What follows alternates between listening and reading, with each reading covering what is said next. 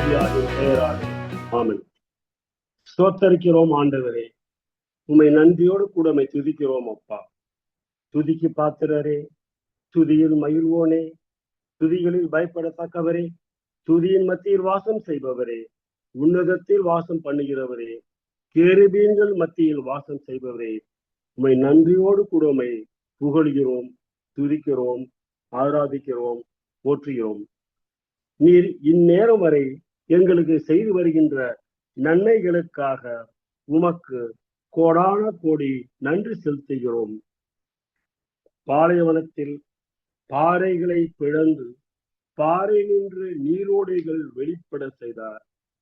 தண்ணீர் பாயும் தேசத்திற்கு ஜனங்களை அழைத்து சென்று தாகம் தீர்க்கின்றார். ஆனால் இயேசு கிறிஸ்து கொடுக்கும் தண்ணீர் அதை குடிப்பவருக்குள் பொங்கி எழும் ஊற்றாக மாறி நிறைவாழ்வு அளிக்கும் என்ற கருத்தினை மனதில் கொண்டு இப்பாடலை பாடுவோம். ஊற்று தண்ணீரே எந்தன் தேவராயே, ஜீவநதியே என்னில் பொங்கி பொங்கிடுவா. ஊற்று தண்ணீரே எந்தன் தேவராயே, ஜீவநதியே என்னில் பொங்கி பொங்கிவா. ஆசீர்வதியும் என் நேச கர்த்தரே, ஆசீர்வதியும் என் நேச கர்த்தரே, ஆவியின் வரங்களினால் என்னை நிரப்பும், ஆவியின் வரங்களினால் என்னை நிரப்பும். ஊற்று தண்ணீரே எந்தன் தேவராயே, ஜீவநதியே என்னில் பொங்கி பொங்கி வா. கண்மலையை பிளந்து வனாந்தரத்திலே கர்த்தாவே உன் ஜனங்களின் தாகம் தீர்த்தீரே. கண்மலையை பிளந்து வனாந்தரத்திலே கர்த்தாவே உன் ஜனங்களின் தாகம் தீர்த்தீரே. பள்ளத்தாக்கிலும் மலைகளிலும், பள்ளத்தாக்கிலும் மலைகளிலும் தண்ணீர் பாயும் தேசத்தை நீர் வாக்களித்தீரே. தண்ணீர் பாயும் தேசத்தை நீர் வாக்களித்தீரே. ஊற்று தண்ணீரே எங்கும் தேவ ஆவியே, ஜீவநதியே என்னில் பொங்கி பொங்கி வா.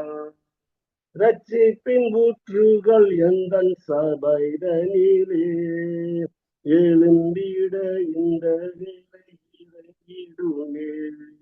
ரட்சிப்பின் ஊற்றுகள் எந்தன் சபைதனிலே எழும்பிட இந்த வேளை இறங்கிடுமே.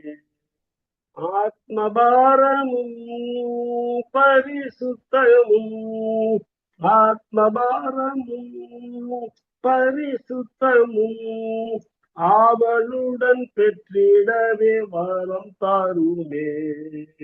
ஆவலுடன் பெற்றிடவே வரம் தாருமே. ஊற்று தண்ணீரே எந்தன் தேவ ஆவியே, ஜீவநதியே என்னில் பொங்கி பொங்கி வா. ஊற்று தண்ணீரே எந்தன் தேவ ஆவியே, ஜீவநதியே என்னில் பொங்கி பொங்கி வா. ஆசீர்வதியும் என் நேச கர்த்தரே, ஆசீர்வதியும் என் நேச கர்த்தரே, ஆவியின் வரங்களினால் என்னை நிரப்பும், ஆவியின் வரங்களினால் என்னை நிரப்பும். ஊற்று தண்ணீரே எந்தன் தேவ ஆவியே, ஜீவநதியே என்னில் பொங்கி பொங்கி வா. மேலும் கர்த்தராகிய இயேசு கிறிஸ்து நம் அனைவருக்கும் தாயாகவும் தந்தையுமாகவும் இருந்து காப்பாற்றியும் வழிநடத்தியும் வருகின்றார். நம்முடைய இன்னல்கள், வேதனைகள், துன்பங்கள் எல்லாவற்றிலும் பாதுகாப்பாக நின்று நம்மை காத்து கொண்டு வருகின்றார். இன்னொரு பாடலையும் பாடி ஆண்டவரை போற்றி துதித்திடுவோம்.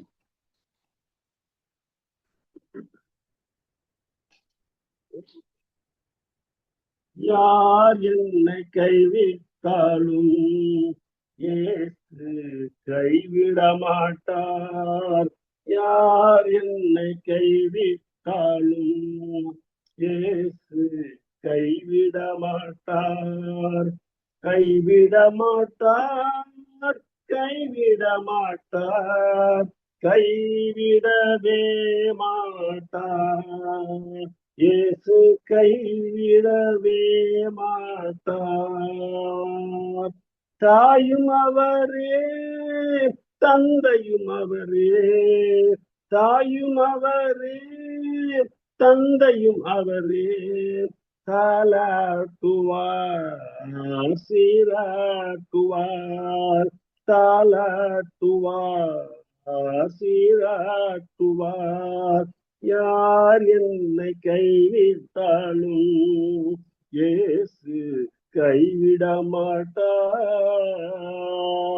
வேதனை துன்பம் நெருங்கும் போதெல்லாம், வேதனை துன்பம் நெருங்கும் போதெல்லாம் வேண்டிடுவேனே காத்திடுவாரே. வேண்டிடுவேனே காத்திடுவாரே. யார் என்னை கைவிட்டாலும் இயேசு கைவிட மாட்டார். இரத்தத்தாலே கழுவி விட்டாரே, இரத்தத்தாலே கழுவி விட்டாரே. ரட்சிப்பின் சந்தோஷம் எனக்கு தந்தாரே, ரட்சிப்பின் சந்தோஷம் எனக்கு தந்தாரே. யார் என்னை கைவிட்டாலும் இயேசு கைவிட மாட்டார். ஆவியினாலே அபிஷேகம் செய்து, ஆவியினாலே அபிஷேகம் செய்து அன்பு வசனத்தால் நடத்துகின்றாரே, அன்பு வசனத்தால் நடத்துகின்றாரே. யார் என்னை கைவிட்டாலும் இயேசு கைவிட மாட்டார். யார் என்னை கைவிட்டாலும் இயேசு கைவிட மாட்டார். கைவிட மாட்டார், கைவிட மாட்டார், கைவிடவே மாட்டார். இயேசு கைவிடவே மாட்டார். யார் என்னை கைவிட்டாலும் இயேசு கைவிட மாட்டார். இப்பொழுது இந்த செய்தி வேளையில் ஆண்டவருடைய வார்த்தைகளை கேட்டு மனதில் இருத்தி தியானிக்கவும் சிந்திக்கவும் இயேசு கிறிஸ்துவின் பிரசன்னம் நம் அனைவர் மேலும் இறங்கி வர வேண்டும் என்றும், பரிசுத்த ஆவியானவருடைய வல்லமையானது இச்செய்தி கொடுக்கும் சகோதரியின் மீது இறங்கி வர வேண்டும் என்றும் இயேசு கிறிஸ்துவனுடைய ஈடு இணையற்ற அற்புதமான நாமத்தில் ஜெபிக்கின்றோம் எங்கள் ஜீவனுள்ள நல்ல தகப்பனே. ஆமேன், ஆமேன், ஆமேன். ஆமேன், ஆமேன். Thank you for leading worship. இந்த நாளிலும் நம் டீல இருக்கிற சிஸ்டர் ஃபாத்திமா ரோசரி அவர்கள் கர்த்தருடைய வார்த்தையை பகிர்ந்து கொள்ளுவார்கள். Praise the Lord. ஜெபிப்போம். பரிசுத்தமும் அன்பும் இரக்கமும் மனதுருக்கமும் நிறைந்த எங்கள் பரலோக தகப்பனே, இந்த நாளுக்காக நாங்கள் நன்றி செலுத்துகிறோம். இந்த ஜூம் மீட்டிங்கில் இணைந்துள்ள எங்கள் ஒவ்வொருவரையும் ஆசீர்வதியும். நாங்கள் தியானிக்கும் இந்த வேத வசனங்கள் எங்கள் கால்களுக்கு தீபமும் பாதைக்கு வெளிச்சமாய் இருப்பதாக. ஆமென். லூக்கா 15ஆம் அதிகாரத்துல நம்ம 11 முதல் 32 வரை உள்ள வசனங்களை நாம் அநேகம் தரம் வாசித்திருப்போம். அது ஊதாரி மைந்தன், அதாவது ப்ராடிகல் சன் ஓமை அப்படின்னு நாம் எப்பொழுதும் அதை அவ்வாறு நாம் கூறுவோம். ஆனால் ஊதாரி மைந்தன் ஓமை என்று சொல்வதை பார்க்கிலும் மகா இரக்கமும் அன்பும் உள்ள தகப்பனின் சரித்திரம் என்று சொல்வது மிகவும் பொருத்தமாக இருக்கும். ஆனால் நாம் இந்த மூத்த மகனை குறித்து அவ்வளவாக நாம் தியானிப்பதில்லை. இந்த தகப்பனுக்கு 2 குமாரர்கள். அதில் மூத்த மகன் எப்போதும் தகப்பனோடு இருந்து தகப்பனை விட்டு பிரிந்து போக வேண்டும் என்று நினைக்காமல் தகப்பனுடைய வேலைகளில் ஒத்தாசையாக இருப்பதை நாம் பார்க்கிறோம். ஆனால் இளைய குமாரனுக்கோ தன்னுடைய தகப்பனுடைய அன்பை பார்க்கிலும்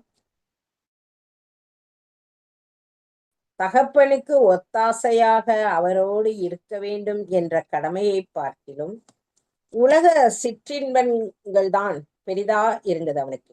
தன்னுடைய தகப்பனை பார்க்கலாம் அவன் கெட்ட நண்பர்களோடு பொழுதை கழிப்பதையே விரும்பினான் என்று பார்க்கிறோம்.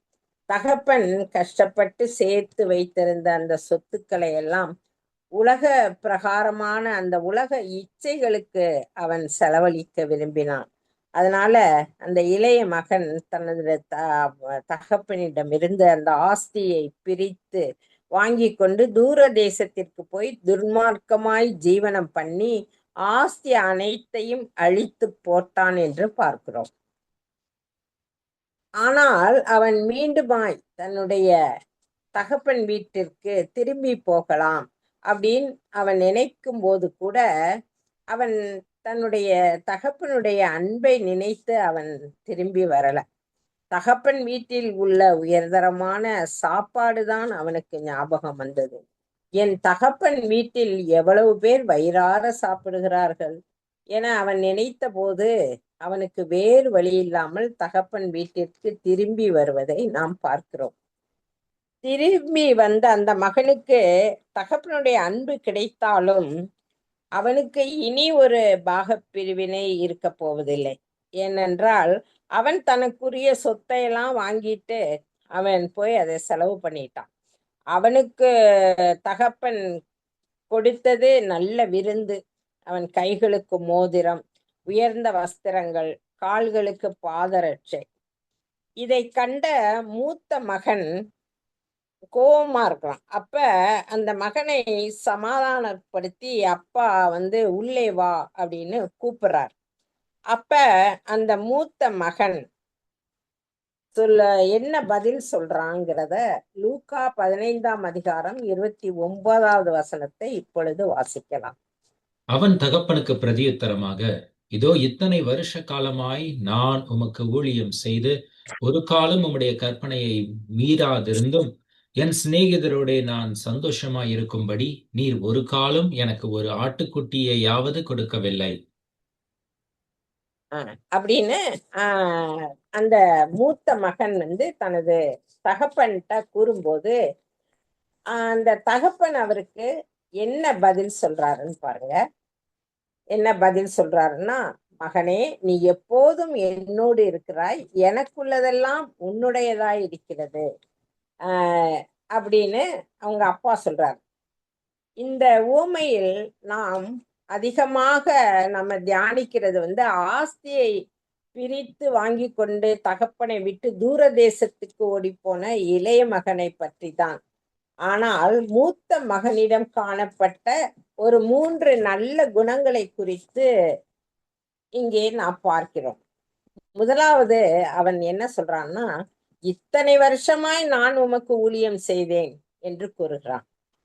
அப்படின்னா இவன் தான் தகப்பனுக்கு அந்த வயல்வெளியில தனியாக வேலை செய்து கொண்டிருக்கும் போது அவங்க அப்பாவுக்கு இவர் தான் துணையாயிருந்து தகப்பனுடைய வேலையில அவருக்கு உதவியாக இருந்து தகப்பனுடைய வேலையை தன்னுடைய வேலையாக அவன் நினைத்து தன் அப்பாவோடு இணைந்து உதவி செய்கிறான் என்று பார்க்கிறோம். இரண்டாவதாக, ஒரு காலம் உம்முடைய கற்பனையை மீறாதிருந்தேன் அப்படின்னு சொல்றார். அப்போ அப்பாவுடைய கட்டளைகள் என்னென்ன வேலை சொல்றாரோ எல்லாத்துக்கும் அவன் கீழ்ப்படிதலோடு தன்னுடைய வேலைகளை செய்து வந்திருக்கிறான் என்று பார்க்கிறோம். மூன்றாவது இந்த மகன் தன்னுடைய சுய விருப்பத்தை நிறைவேற்றி கொள்ள விரும்பவில்லை. அதாவது நீர் எனக்கு ஒரு ஆட்டுக்குட்டியாவது கொடுத்தீரா அப்படின்ட்டு அவன் சொல்றான். ஆனா அவன் அவங்க அப்பாட்ட கேட்கல. எனக்கு எனக்கு ஒரு ஆட்டுக்குட்டி கொடுங்க அப்படின்னு சொல்லி கேட்டிருந்தா தகவல் நிச்சயம் கொடுத்திருப்பாரு. ஆனா இந்த மகன் என்ன தன்னுடைய சுய விருப்பத்தை நம்ம நிறைவேற்றிக்கணும் அப்படின்னு அவன் நினைக்கவே இல்லை. தன்னோட அப்பா மனப்பூர்வமா எதை கொடுக்குறாரோ அதை மட்டும்தான் நம்ம அனுபவிக்கணும் அப்படின்னு இந்த மூத்த மகன் நினைக்கிறான். தனது நண்பர்களோடு தன்னுடைய ஃப்ரெண்ட்ஸுங்களோடு அவங்க சந்தோஷமாக இருப்பதை பார்க்கிலும் தன்னுடைய தகப்பனோடு எப்போதும் இருப்பதையே அவன் விரும்பினான் என்று பார்க்கிறோம். அந்த இளைய மகன் பிரிந்து போய் தன் சொத்து பிரித்து கொண்டு போனாலும் இந்த மூத்த மகன் அப்பாட்ட என் சொத்தை பிரிச்சு கொடுங்க, நான் போறேன், தம்பிக்கு தான் பிரிச்சு கொடுத்தீங்களேன்னு அப்பாட்ட அவன் எதுவுமே கேட்கல. தனது தகப்பனோடு இருப்பதையே அவன் விரும்பினான் என்று பார்க்கிறோம். ஆக இந்த உலக பிரகாரமான விருப்பங்கள் அவனுக்கு நிறைய இருந்திருக்கு. அதனாலதான் அவன் இப்படி ஒரு பதில சொல்றான். ஆனாலும் எல்லாவற்றையும் ஒதுக்கி வைத்து விட்டு தன்னுடைய தகப்பனுடைய பிரசன்னத்தில் அவரோடு கூட இருப்பதையே அந்த மூத்த மகன் விரும்பினான் என்று பார்க்கிறோம். ஆனால் அந்த தகப்பன், அந்த அன்பான பாசமுள்ள தகப்பன் என்ன செய்றாரு? அவர் இளைய மகன் ஒரு அடி எடுத்து வைப்பதற்குள் இவர் 10 அடி எடுத்து வைத்து மகனை கட்டி தழுவி முத்தமிட்டு அவனுடைய உடைகளை எல்லாம் மாத்தி புதிய ஆடைகளை கொடுத்து அவன் கைகளுக்கு மோதிரமும் கால்களுக்கு பாதரட்சைகளை அணிவித்து விருந்து படைத்து நடன ஒரு இது கூட அவரு ஆயத்தம் பண்றாரு. அவரிடம் உரிமையோடு கோபித்து கொள்ளும் மூத்த மகனை பார்த்து தகப்பனுடைய பதில் எதை தெரிவிக்கிறது? வாசிக்கலாமா? லூக்கா 15:31-32. அதற்கு தகப்பன், மகனே, நீ எப்போதும் என்னோடு இருக்கிறாய், எனக்குள்ளதெல்லாம் உன்னுடையதாய் இருக்கிறது. உன் சகோதரனாகிய இவனோ மரித்தான், திரும்பவும் உயிர்த்தான், காணாமற் போனான், திரும்பவும் காணப்பட்டான். ஆனபடியினாலே நாம் சந்தோஷப்பட்டு மகிழ்ச்சியாய் இருக்க வேண்டுமே என்று சொன்னான் என்றார். அப்ப அவர் சொல்றார், நீ எப்போதும் என்னுடன் இருக்கிறாய், எனக்கு உள்ளதெல்லாம் உனக்கு உள்ளதுதான். ஆனா இவன் தான் நம்மளை விட்டு போயிட்டான். இப்போ ஏற்கனவே அவனுக்கு ஒரு பாகத்தை கொடுத்துட்டேன். இப்போ எனக்கு இருக்கிறது எல்லாமே உனக்குரியதுதான். அவனுக்குரியதை அவன் வாங்கி போயிட்டான். இருந்தாலும் உன் தம்பியை போல கெட்ட நண்பர்களையோ வேசிகளையோ நீ தெரிந்து கொள்ளவில்லை. நீ எப்போதும் என்னோட இருக்கிறார், எனக்குரியதெல்லாம் உன்னுடையது அப்படின்னு அவரை பாசத்தோடையும் அவன் மேல உள்ள ஒரு அன்போடையும் அந்த தகப்பன் மூத்த மகனை பார்த்து கூறுகிறார். அப்போ மோதிரம், செருப்பு, விருந்து, அந்த நடன களியாட்டம் இவைகள் தான் அவன் அப்பா விட்டு போன பையனுக்கு மீண்டுமாக கிடைக்கிறது, நல்ல சாப்பாடு கிடைக்குது. ஆனா மூத்த மகன் தான் தகப்பன் தான் முக்கியம், அவரோட ஊழியம் செய்யறது தான் முக்கியம் அப்படின்று அந்த மூத்த மகனிடம் அந்த தகப்பனுடைய உள்ளம் உருகுவதை பார்க்கிறோம். அதான் அவர் சொல்றார், எனக்குள்ளதெல்லாம் உனக்குரியது தானே அப்படின்னு சொல்றார். அதே போல நம்ம பரலோக தகப்பனுக்கு உரியது எதுவெல்லாம் என்று பார்க்கும் பொழுது நம்ம பரலோக தகப்பன்கிட்ட என்னெல்லாம் இருக்கு? அவருடைய அன்பு இருக்கு, தியாகம் இருக்கு, தயவு இருக்கு, கிருபை இருக்கு, காருண்யம் இருக்கு, அபிஷேகம் இருக்கு, ஆவியின் வரங்கள் இருக்கு. இது மட்டும் இல்லாம உலக ஆசீர்வாதங்கள், அப்புறம் ஆவிக்குரிய சகல ஆசீர்வாதங்கள், உன்னதத்திற்குரிய சகல ஆசீர்வாதங்கள் நம்முடைய பரலோக தகப்பன்ட்ட எப்பொழுதும் உண்டு. நாம் அவரோடு நம்ம இணைந்து இருக்கும்போது இந்த எல்லா ஆசீர்வாதங்களையும் நாம் நம்முடைய தகப்பனிடமிருந்து பெற்றுக்கொள்கிறோம். ஆனால் அந்த ஒரு பாவி மனம் திரும்பி தகப்பனிடத்திற்கு வரும்போது அவனும் அவருடைய பிரசன்னத்துல எல்லா ஆசீர்வாதங்களும் அவனுக்கு கிடைக்கும். அங்க பாக பிரிவினைக்கோ சொத்துல பங்குக்கோ வேலையே இல்லை. எல்லா ஆசீர்வாதங்களும் தகப்பனுடைய பிரசன்னத்தில் நம்ம இருக்கும்போது நமக்கு கிடைக்கும். இந்த மூத்த மகன் 3 அவனுடைய நல்ல குணம். தகப்பனுடைய வேலையை செய்வதில் கருத்தா இருக்கிறான். ஒரு காலம் தகப்பனுடைய கட்டளைகளை மீறாதிருந்தான் என்று பார்க்கிறோம். அவன் தன்னுடைய சுய விருப்பத்தை நிறைவேற்றிக் கொள்ள அவன் விரும்பவில்லை. இந்த 3 குணங்களும் தான் நாம் தேவனுடைய ஆசீர்வாதங்களை பெற்றுக்கொள்வதற்கான திறவுகோள்கள் அப்படின்னு கூட நம்ம சொல்லலாம். அவர் நமக்கு என்னென்ன ஆசீர்வாதங்களை தருவார் என்று சில வசனங்களை நாம் இப்பொழுது தியானிக்கலாம்.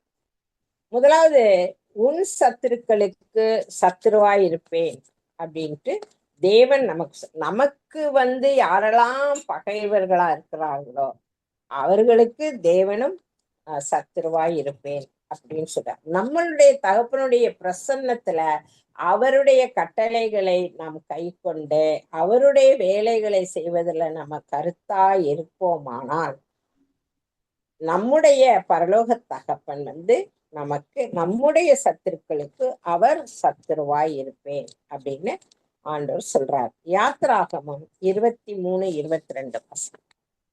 நீர் அவர் வாக்கை நன்றாய் கேட்டு நான் சொல்வதையெல்லாம் செய்வாயாகில் நான் உன் சத்துருக்களுக்கு சத்துருவாயும் உன் விரோதிகளுக்கு விரோதியாயும் இருப்பேன்.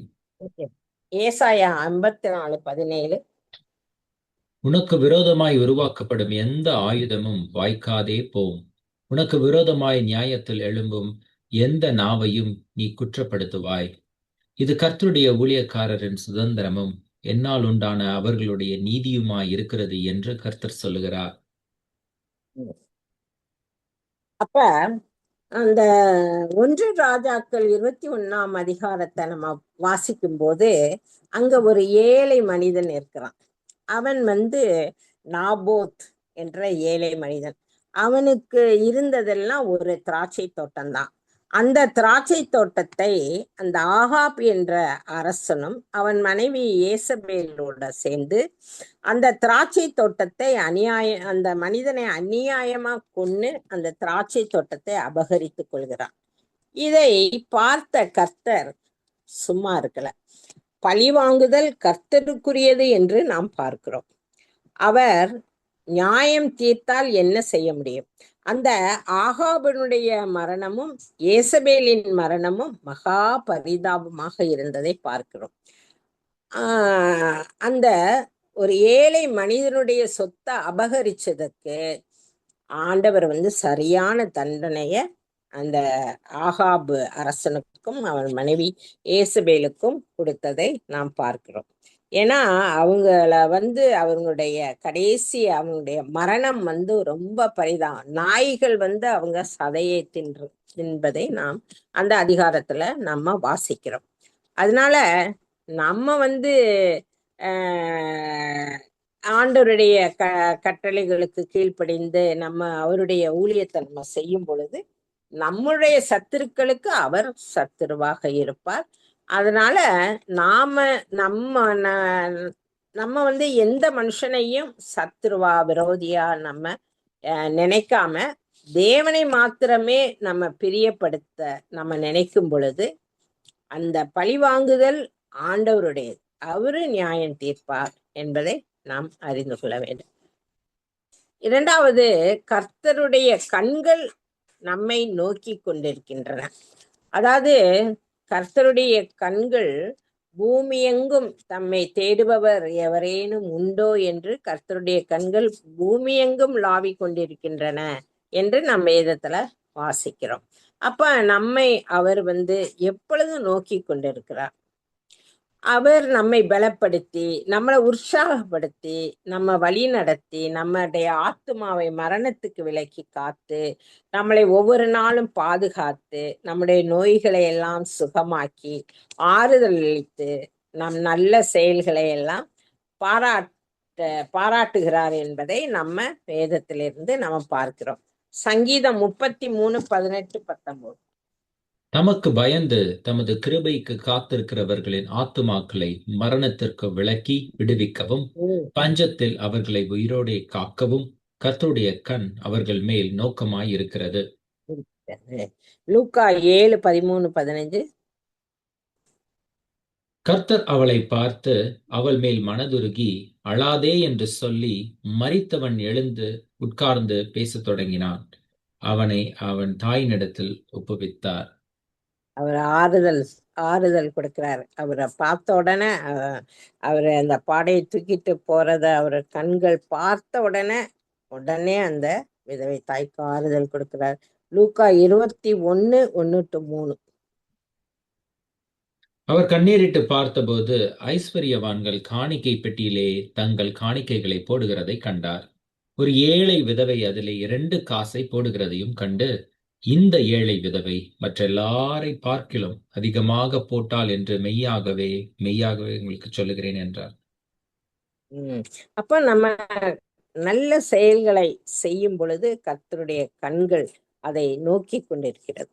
அப்போ நமக்கு நாம் கர்த்தருக்கென்று நம்முடைய பணம் பொருள் மட்டும் இல்லாம நம்மளுடைய நேரம், நம்மளுடைய தாளந்துகள் அனைத்தையும் நம்முடைய ஆண்டவருக்காக செலவு செய்யும் பொழுது கர்த்தர் நம்மேல் நோக்கமாக இருக்கிறார்.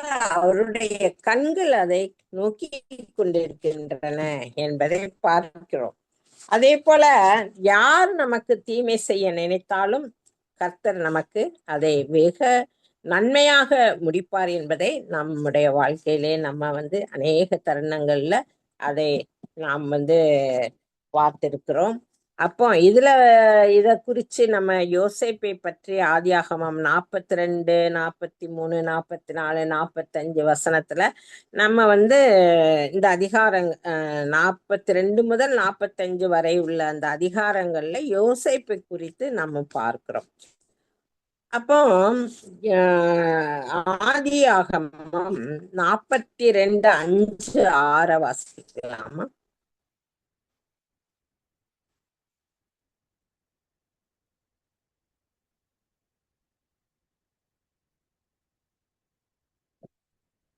கானான் தேசத்தில் பஞ்சம் ஆதியாகமம் உண்டாயிருந்தபடியால் 42:5-6. தானியம் கொல்ல போகிறவர்களுடனே கூட இஸ்ரவேலின் குமாரரும் போனார்கள். யோசேப்பு அத்தேசத்துக்கு அதிபதியாய் இருந்து தேசத்தின் ஜனங்கள் யாவருக்கும் விற்றான். யோசேப்பின் சகோதரர் வந்து முகம் குப்புற தலையிலே விழுந்து அவனை வணங்கினார்கள். யோசேப்பு அவர்களை பார்த்து தன் சகோதரர் என்று அறிந்து கொண்டான். அறிந்தும் அறியாதவன் போல கடினமாய் அவர்களுடனே பேசி, நீங்கள் எங்கே இருந்து வந்தீர்கள் என்று கேட்டான். அறிந்தும் அவங்களோட அவர் கடினமா பேசுறாரு. இந்த சகோதரர்கள் தான் இவரை கொன்னு போடலாம்னு நினைச்சாங்க. அப்புறம் எப்படியோ அந்த எகிப்து தேசத்துல இருந்து வந்த அந்த ஜனங்களுக்கு இவரை வித்து போட்டாங்க. இவரு எகிப்து தேசத்துக்கு வந்தாரு.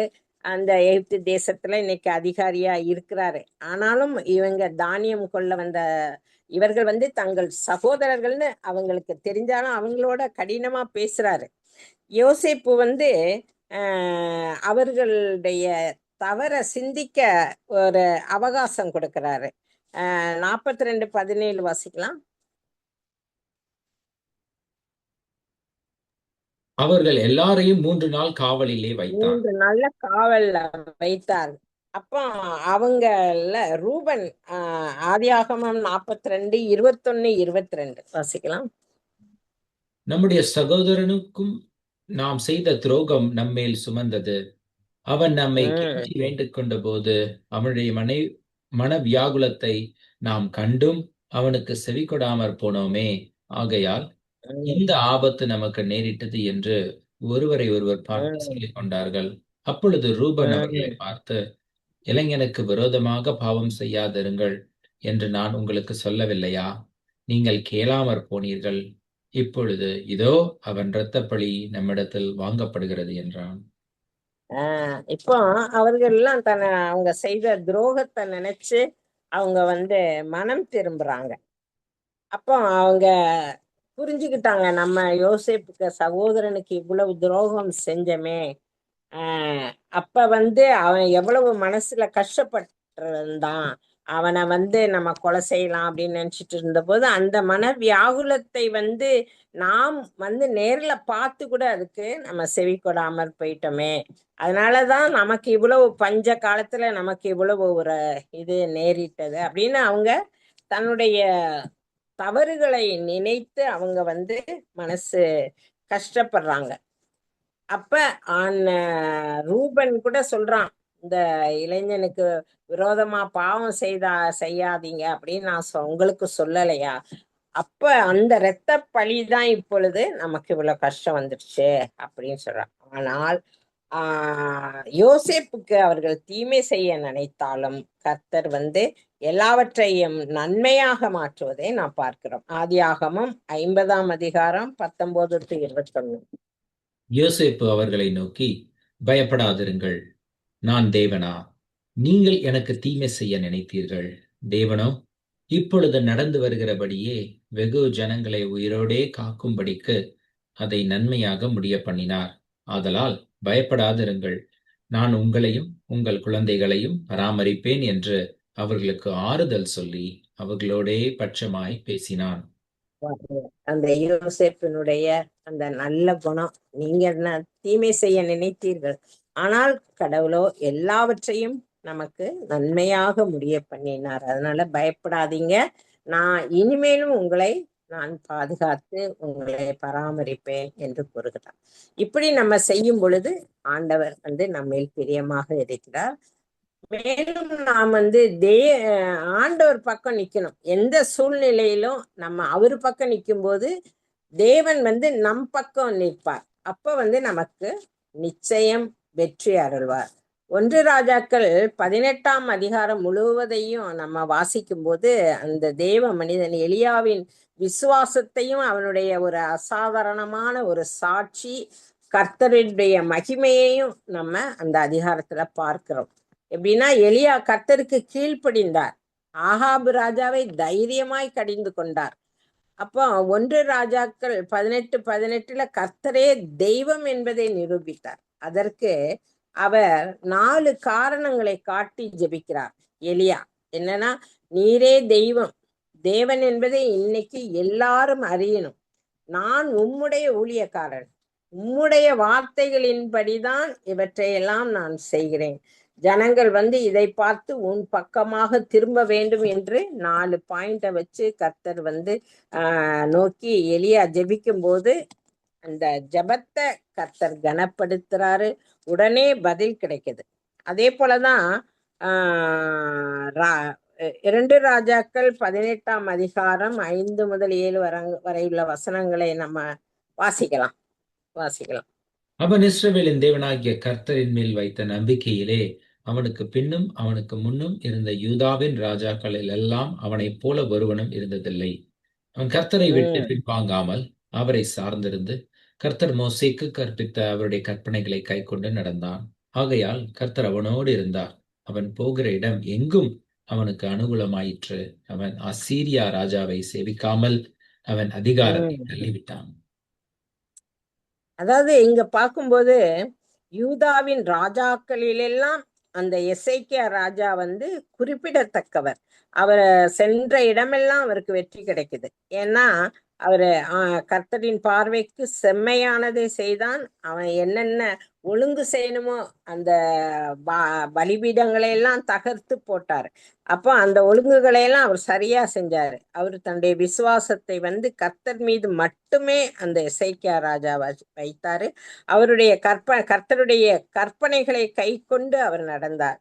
அவர் அந்த அதிகாரத்தை நம்ம வாசிக்கும் போது அவர் ஜெபிக்கிற மனிதராக அந்த எசேக்கியா ராஜா இருந்தாருங்கிறத பார்க்கலாம். அடிக்கடி தேவாலயம் சென்று தேவனை ஆராதித்தார் அப்படிங்கிறதையும் நம்ம பார்க்கிறோம். இதே எசேக்கியா ராஜாவுக்கு தான் அவர் பயங்கரமான ராஜ பிளவை என்ற நோய் வரும்பொழுது கர்த்தர் வந்து அவரை அற்புதமாக அதை குணப்படுத்தியதையும் நம்ம பார்க்கிறோம். அதே போலதான் நமக்கு என்ன கஷ்டம் துன்பம் வந்தாலும் இவர் எசேக்கியா ஆண்டவர்கிட்ட ஜெபிக்கும் போது அவருக்கு ஆண்டவர் பதில் கொடுத்தது மாதிரி எரேமியா 33:3 நம்ம வாசிக்கிறோம், என்னை நோக்கி கூப்பிடு, அப்பொழுது நான் உனக்கு உத்தரவு கொடுத்து நீ அறியாததும் உனக்கு எட்டாததுமான பெரிய காரியங்களை உனக்கு அறிவிப்பேன் அப்படின்ட்டு ஆண்டவர் சொல்றார்.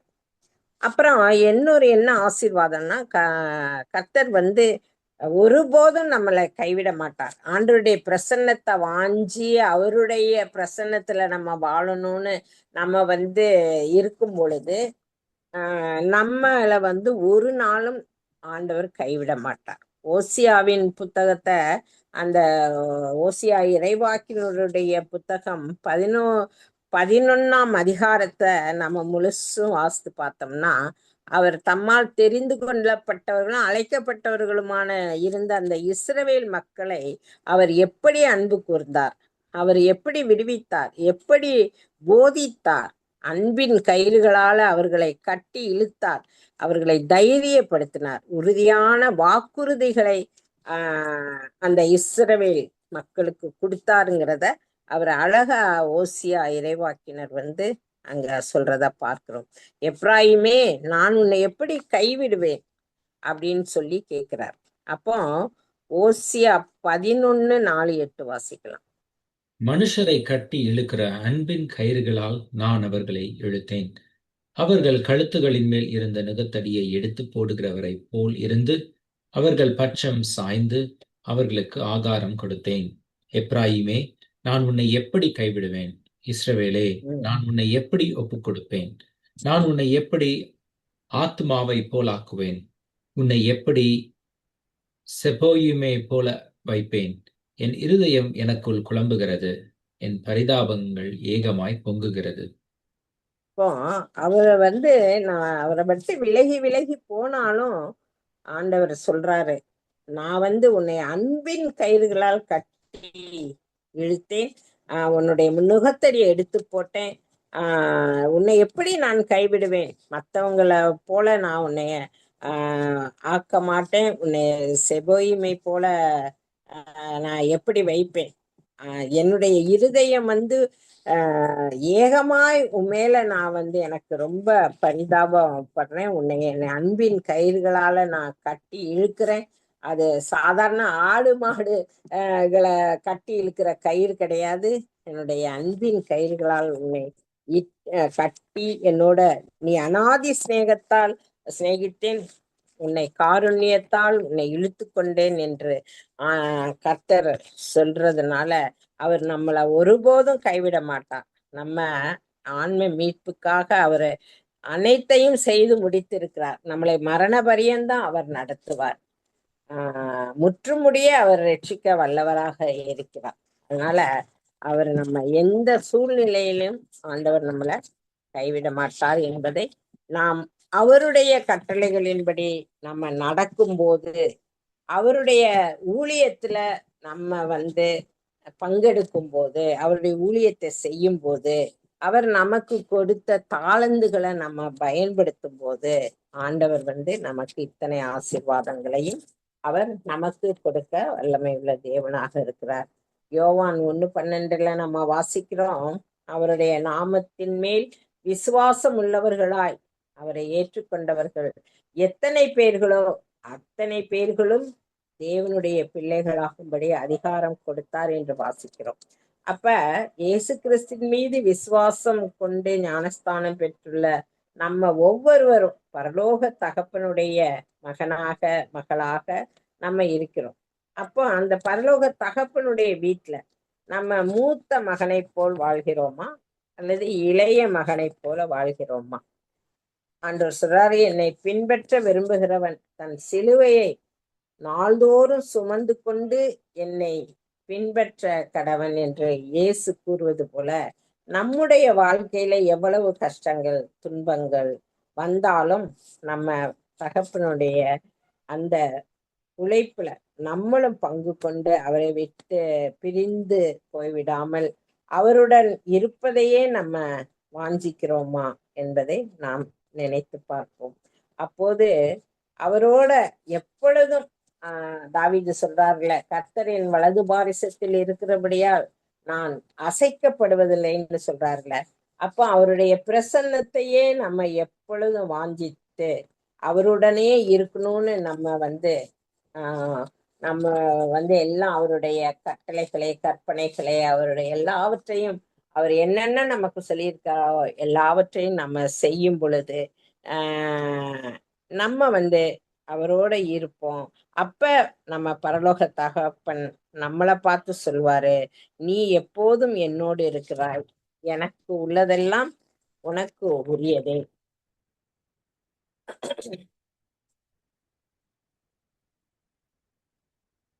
அப்படின்னு அவர் சொல்வார். ஏன்னா பூமியின் அதன் நிறைவும் கர்த்தருடையது. உன்னதங்களில் உள்ள சகல ஆசீர்வாதங்களினாலும் அவர் நம்மளை ஆசீர்வதித்திருக்கிறார். அதனால கர்த்தர் நம்ம ஒவ்வொருவருக்கும் தாளந்துகளை கொடுத்திருக்கிறார். ஆனா அந்த தாளந்துகளை நாம் ஆண்டவருக்காக பயன்படுத்துறோமா, அல்லது ஒரு தாளந்து பெற்றவனைப் போல பூமிக்குள் அதை புதைத்து வைத்திருக்கிறோமா என்பதை நாம் யோசிக்கணும். ஊழியம் என்பது பெரிய பிரசங்கியாராக இருக்கணும் அப்படிங்கிறது இல்லை. மாறாக நம்மால் முடிந்த சிறு சிறு ஊழியங்களை ஆண்டவருக்காக நம்ம செய்ய பழகி கொள்ள வேண்டும். எப்படின்னா, சில ட்ராக்ஸ் கொடுக்கிற ஊழியம், இந்த ஞாயிறு சண்டே பைபிள் கிளாஸ்ல ஒரு ஆசிரியர் பணி, அந்த மாதிரி ஊழியம் செய்யலாம். அப்புறம் வடநாட்டில் ஊழியக்காரர்கள்லாம் பயங்கரமா கஷ்டப்படுறாங்க. ஒரு வீடு வாசல் இல்லாம ஆண்டவருக்கு ஊழியம் பண்றது ஒண்ணுதான் அவங்களுடைய வேலையே. அவங்கள பராமரிக்கிறது நம்மளுடைய கடமையா இருக்குது. அந்த மாதிரியே அந்த ஊழியங்களை எல்லாம் நம்ம பொருளாதாரத்தால தாங்கலாம். ஜெபிக்கிற ஊழியம், பாடுகிற ஊழியம், இப்படி ஏதாவது ஒரு ஊழியம் நம்ம பரலோக தகப்பனுக்காக நம்ம செய்யணும். அப்பதான் யோவான் 26 ஆண்டவர் சொல்றாருல, ஒருவன் எனக்கு ஊழியம் செய்கிறவனானால் என்னை பின்பற்ற கடவன். நான் எங்கே இருக்கிறேனோ அங்கே என் ஊழியக்காரனும் இருப்பான்.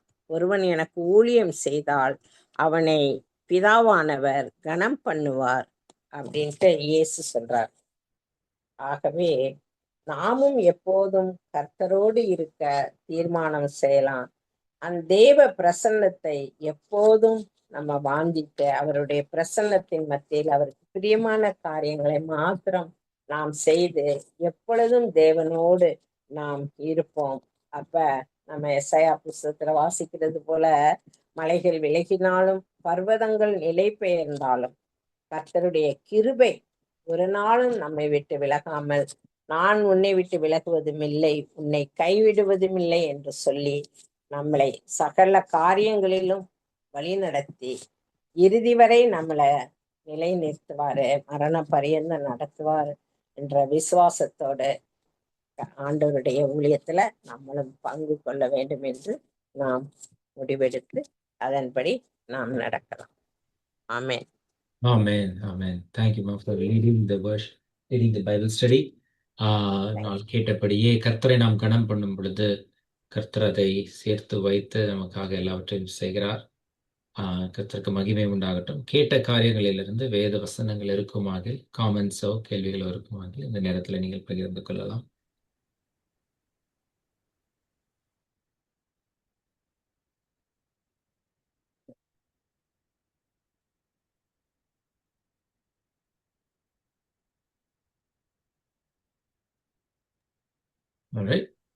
நம்ம ப்ரேயர் பண்ணி க்ளோஸ் ஜெபிக்கலாம்.